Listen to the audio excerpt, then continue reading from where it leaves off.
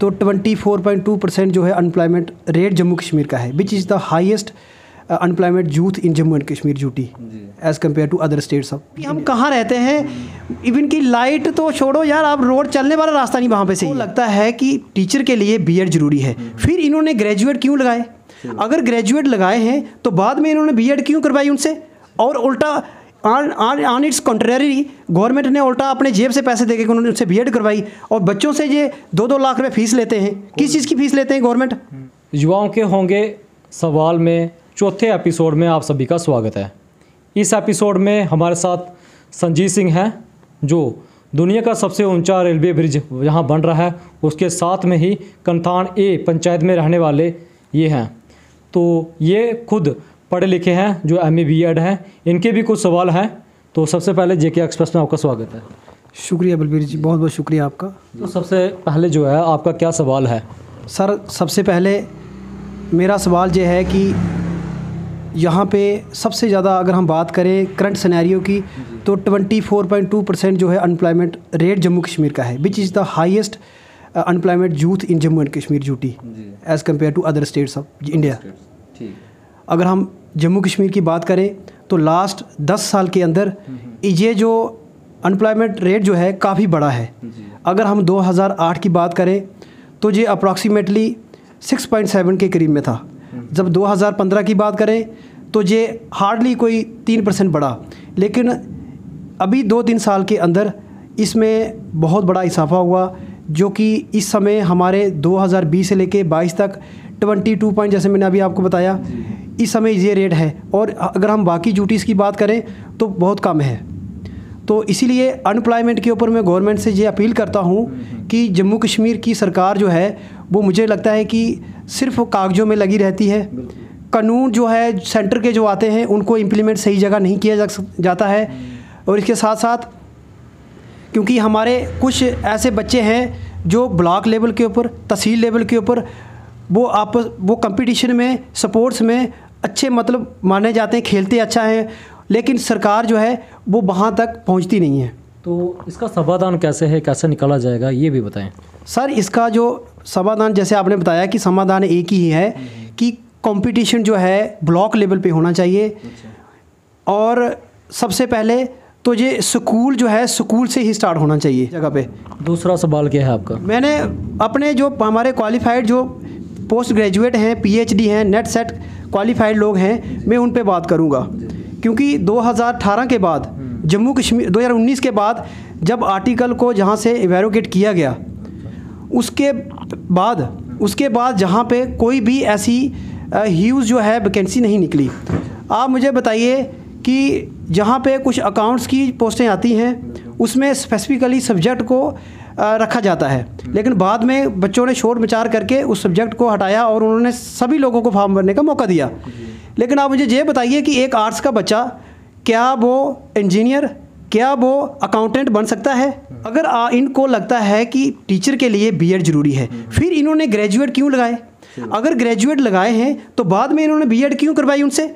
और उल्टा on it's contrary government ने उल्टा अपने जेब से पैसे देके उन्होंने उनसे बीएड करवाई, और बच्चों से ये 2-2 लाख रुपए फीस लेते हैं। किस चीज़ की फीस लेते हैं गवर्नमेंट? अगर बच्चे इनसे, अच्छा, जो बीएड करते हैं उनके लिए बात करते हैं, तो जो ग्रेजुएट, फ्रेश ग्रेजुएट जो टीचर लगाते हैं उनसे बाद में बीएड करवाते हैं जी। आपका ये कहना है कि जो बीएड है उनको ही टीचर बनाया जाना चाहिए? जी बिल्कुल, मेरा कहना है कि जो बीएड क्वालिफाइड है उसको गवर्नमेंट टीचर के लिए उसकी कंपलसरी रखनी चाहिए, ना कि एक simply graduate should be appointed as teacher without having BEd degree is must. अच्छा, ठीक है। उसके बाद बीएड डिग्री, अब मैं कह रहा हूँ कि ये मेरा सवाल नहीं है, मैं आपको नहीं बोल रहा हूँ, ये जनता जो है पूरी, जो हमारे पढ़े लिखे हुए हैं उनका सवाल है। तो इसको कैसे सुलझाया जा सकता है ये भी दरअसल बता दें, क्योंकि आपका यही कहना है कि जो जिन्होंने ग्रेजुएशन की है तो उनको टीचर लगा दिया गया है, तो जिन्होंने बीएड की है वो कहाँ जाएंगे? ये सवाल आपका भी है। मेरा सर सिंपली जो सवाल है इसका सोल्यूशन भी है, क्योंकि सोल्यूशन तो सरकार के पास रहता है, लोग तो अपनी बात बता सकते हैं। बिल्कुल बता सकते हैं आप। तो मेरा कहना है कि जो आने वाली वैकेंसीज है 1-2 साल में जो निकलेगी, उसमें ग्रेजुएट जो है, सिंपली ग्रेजुएट वो जो है टीचर नहीं होना चाहिए, वो बीएड कंपलसरी होनी चाहिए। और साथ में मेरा एक बहुत जो आज का जो बड़ा सबसे बड़ा सवाल ये है कि बीएड को इन्होंने 2000, आप देख लीजिए, आपके मीडिया में भी जहाँ क्वेश्चन आते रहते हैं, बोलते रहते हैं, 2009 तक बीएड को 15 मार्क्स दिए जाते थे। अच्छा, 15 मार्क्स दिए जाते थे। लेकिन इस समय करंट की बात करें तो बीएड को 3 मार्क्स दिए जाते हैं। अच्छा, इवन कि 2 साल की बीएड है, 2 लाख रुपया खर्चा आएगा उसका। और उसके बाद मार्क्स कितने मिलेंगे? 3 मार्क्स मिलेंगे। और एमए के कितने मिलेंगे? 1 या 2, इससे ज़्यादा नहीं। मेरा कहना है कि बीएड को 10 या 15 मार्क्स होना चाहिए अगर टीचर के लिए है। तो नहीं तो फिर इसको आप बंद करवा दो, कॉलेजों को बंद करवा दो। चलिए आगे बढ़ते हैं। तीसरा सवाल क्या है आपका? रोड कनेक्टिविटी जो हमारे कुछ एरिया डिस्ट्रिक्ट रियासी के हैं, और कौन से वाला दरअसल करंट बताएं। अपने पंचायत की बात कर रहे हैं, कहीं और की बात कर रहे हैं? मैं पंचायत की बात करता हूँ, जहाँ से मैं बिलोंग करता हूँ।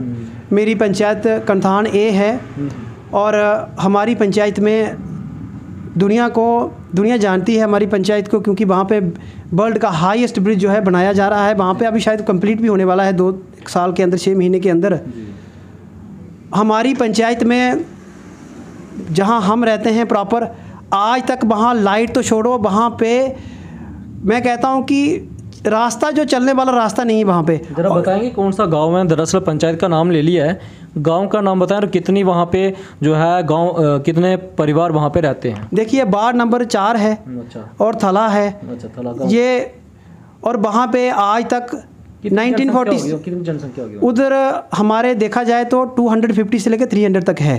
300 अराउंड आप मान के चलिए 200-250 तक है वहाँ पे। अच्छा। और आप कई मीडिया वाले आप जाइए वहाँ देखिए एक बार, जब 6-7 किलोमीटर रास्ता पैदल है वहाँ से।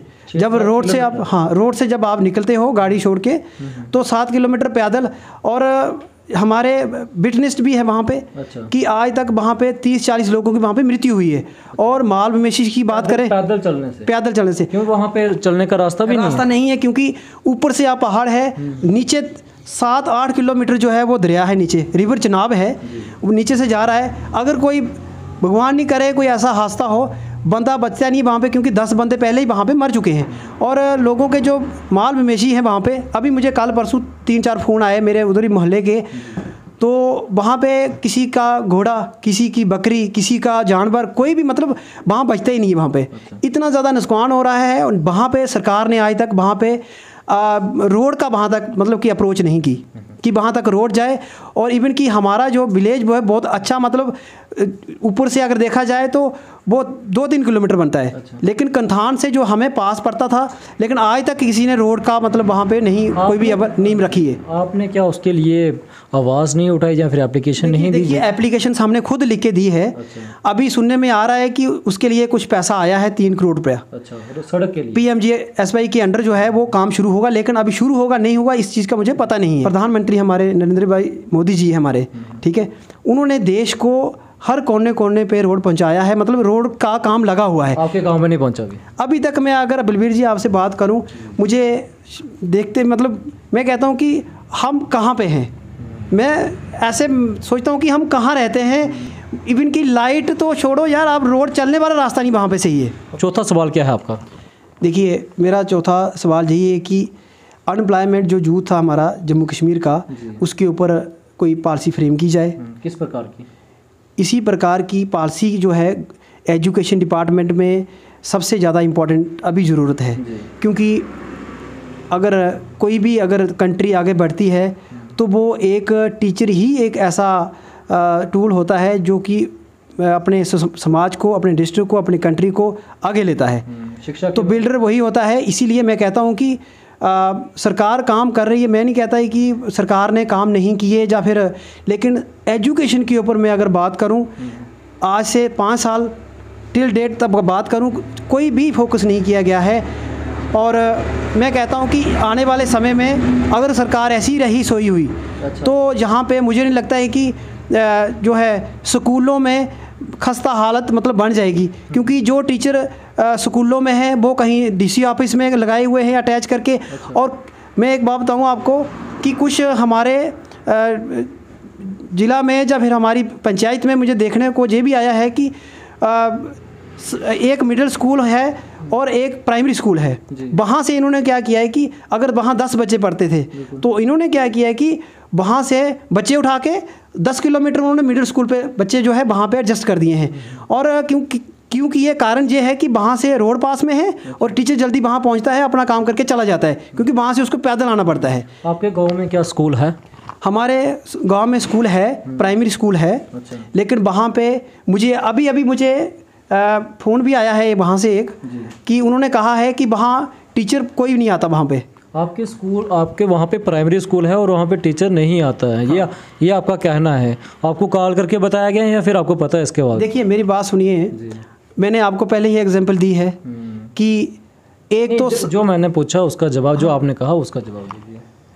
टीचर जो है, पहला नंबर तो ये आज की बात नहीं है, कोई ये आज की बात नहीं कर रहा हूँ मैं, टीचर तो बहुत कम आते हैं वहाँ पे। तो आएंगे कैसे? आप कह रहे हैं कि चलने का रास्ता नहीं है, फिर वो अगर वहाँ पे डेथ होती जा रही है रास्तों से, ऐसे से इन केस वहाँ पे केस जो आते जा रहे हैं, कभी माल में विषय गिर जाता है, कभी वहाँ पे कुछ आदमी की बात की जैसे कि वहाँ से गिर गए, तो वहाँ पे टीचर आने से भी डरते होंगे क्योंकि रास्ता ही नहीं है चलने के लिए, तो वो कैसे आते होंगे? अगर आप कहते हैं वहाँ स्कूल है तो फिर आप कह रहे स्कूल में कौन आएगा इसके हिसाब से? देखिए रास्ता नहीं है, ये कोई इसमें दोहराई नहीं है, रास्ता बिल्कुल नहीं है। और अगर किसी को अगर गवर्नमेंट ने नौकरी दी है तो वहाँ पे रहना पड़ता है। अच्छा। अगर आप सैलरी लेते हैं तो आपको वहाँ मैनेजमेंट भी करनी चाहिए। अच्छा। आपको मैनेज खुद को करना पड़ेगा, वहाँ बैठना पड़ेगा। अगर आपकी नौकरी है वहाँ पे, अगर आप 10 मिनट आए, स्कूल खोला, चले गए, वहाँ बच्चे क्या पढ़ेंगे? अगर आपको नौकरी दी गई है वहाँ पे तो आपको एडजस्ट भी तो वहाँ करना है ना। 5वां सवाल आपका क्या है?